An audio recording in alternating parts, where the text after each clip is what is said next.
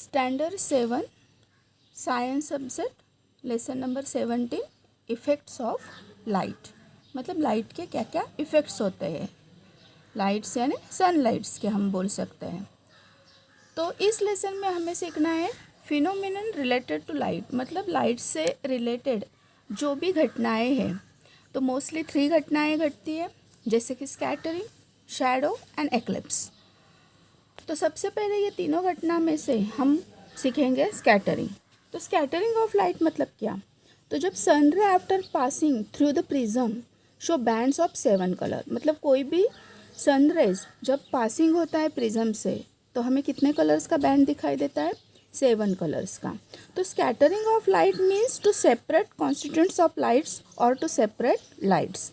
मतलब लाइट्स में से जब scattering of light means separate constituent of light और टू सेपरेट लाइट।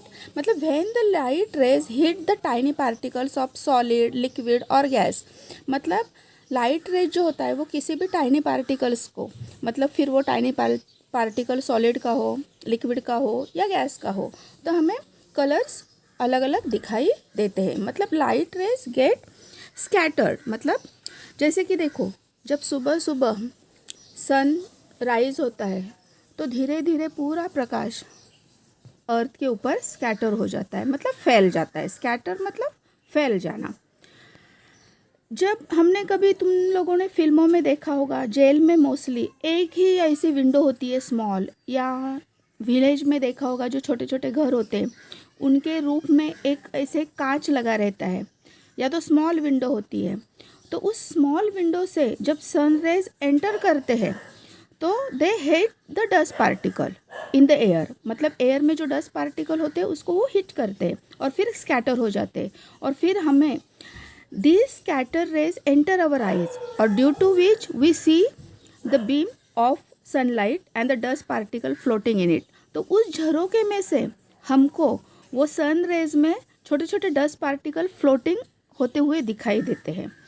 तो इसका मतलब क्या है? वो सन रेज क्या हो गए हैं? सन रेज की वजह से लाइट क्या हो गया है? स्कैटर हो गया है। When sunlight enter the earth atmosphere it get scatter by the molecules of gases like nitrogen, oxygen, जो कि प्रेजेंट होते हैं एटमॉस्फेयर में। At this time the blue colour in the sunlight get scatter the most. मतलब इस वक्त sunlight जो होता है वो ब्लू कलर में ज़्यादा स्कैटर होता है, और इसीलिए हमें स्काई क्या दिखाई देता है? ब्लू कलर का दिखाई देता है। अगर अर्थ के ऊपर एटमॉस्फेयर नहीं होता, if the earth had no atmosphere, तो there will not even been scatter of sunlight. और हमें आकाश जो है वो कैसे दिखाई देता? पूरी तरह से ब्लैक दिखाई देता। दूसरा फिनोमेनन, मतलब दूसरी घटना जो है लाइट से रिलेटेड, वो है शैडो। तो व्हाट इज़ शैडो? तो शैडो मतलब क्या? हमने देखा होगा तुम लोगों ने कि जैसे जब लाइट चली जाती है तो हम मोमबत्ती या दिया जलाते हैं। तो अगर हमारी दीवार और मोमबत्ती के बीच हम खड़े हो जाते हैं, मतलब घर की जो दीवार होती है और मोमबत्ती है उसके बीच में अगर हम खड़े हो जाते हैं तो हमारा शैडो दिखाई देता है। इसका मतलब क्या हुआ?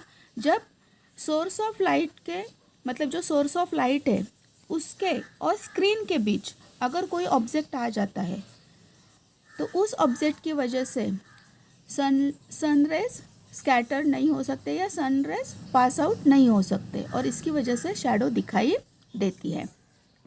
तो what is shadow? An object is placed between the source of light and the screen. The light rays get obstructed by the object, or as that part of the screen does not get illuminate, it remain dark, और उस dark part को हम क्या कहते हैं? Shadow कहते हैं। तो ये जो सन मतलब लाइट का जो सोर्स है वो 2 तरीके से होते हैं, point source and extent source.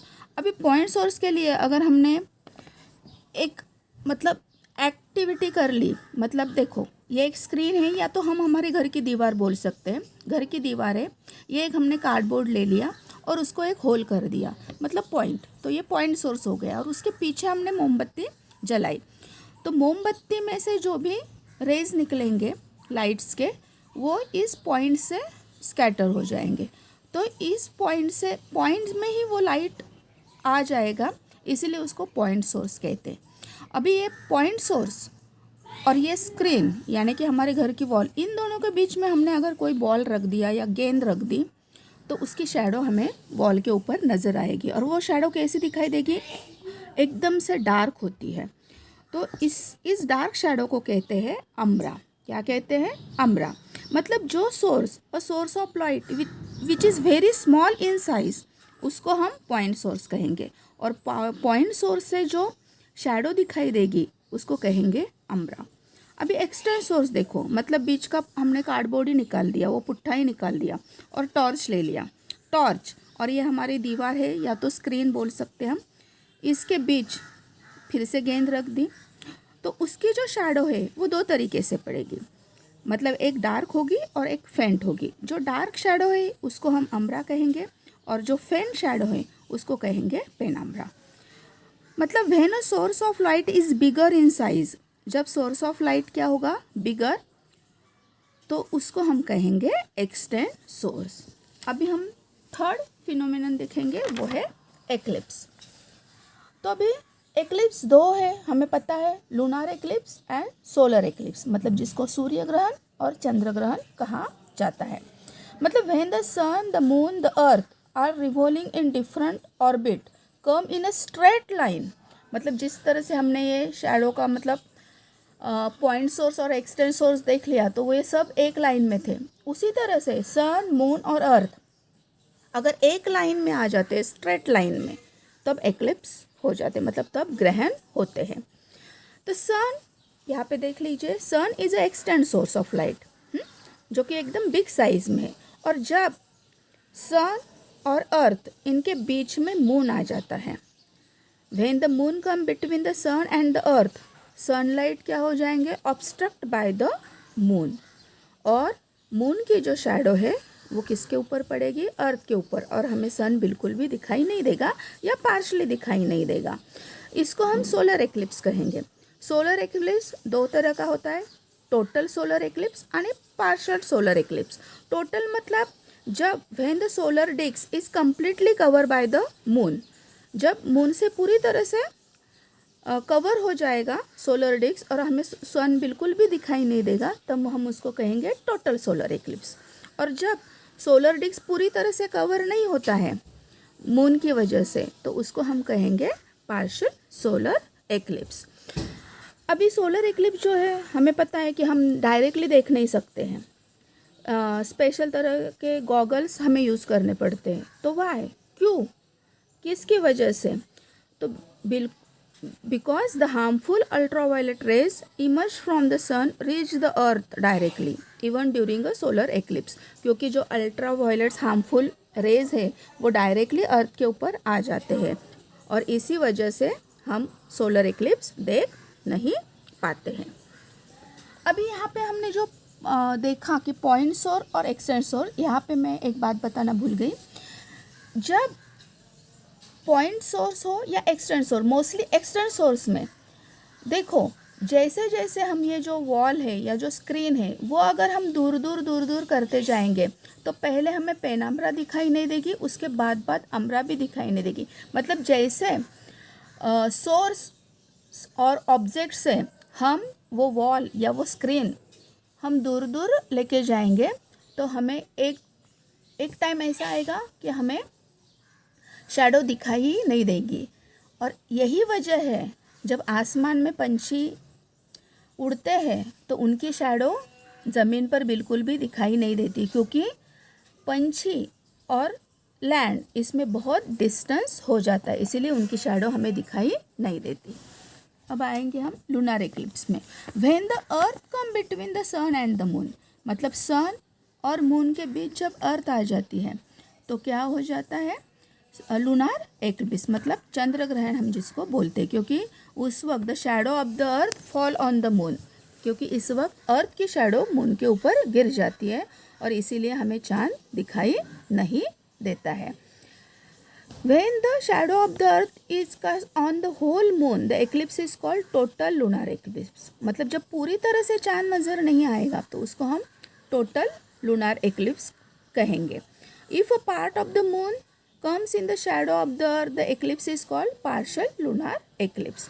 अभी ये जो lunar eclipse है या solar eclipse है, ये न्यू मून डे या फुल मून डे के वक्त ही होते हैं, मतलब पूर्णिमा और अमावस्या के दिन ही होते हैं। लेकिन इसका मतलब ये नहीं कि हर अमावस्या और हर पूर्णिमा को एक्लिप्स हो। लूनार एक्लिप्स हमेशा फुल मून डे में होगा और सोलर एक्लिप्स हमेशा न्यू मून डे पर होगा। अभी आगे की जो घटना है, आगे का फिनोमेना हम देखेंगे अकल्टेशन।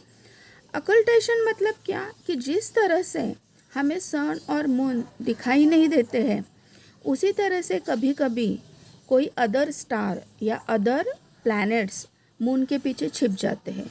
उस घटना को हम अकल्टेशन कहते हैं। कि जैसे इन नवंबर 2016 में रोहिणी नाम का जो नक्षत्र है या रोहिणी नाम का जो प्लैनेट है वो मून के पीछे छिप गया था, तो उस वक्त अकल्टेशन हम कह सकते हैं कि मतलब ऐसे होता है कभी कभी। लास्ट है ज़ीरो शैडो डे। अभी ज़ीरो शैडो डे मतलब क्या? On this day the sun reach exactly over our head. मतलब इस दिन या इस वक्त सन बिल्कुल एकदम से सीधा हमारे सर के ऊपर होता है और उस वक्त हमारी शैडो हमारे पैरों के नीचे होती है, इसीलिए हमें वो बिल्कुल भी दिखाई नहीं देती है। इसीलिए उसको क्या कहते हैं?